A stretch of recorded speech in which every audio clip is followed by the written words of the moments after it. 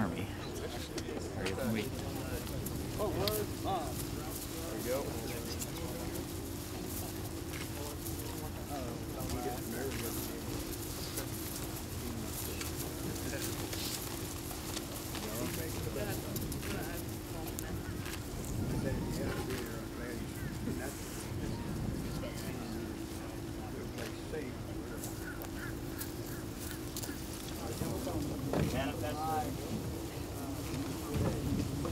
Herman.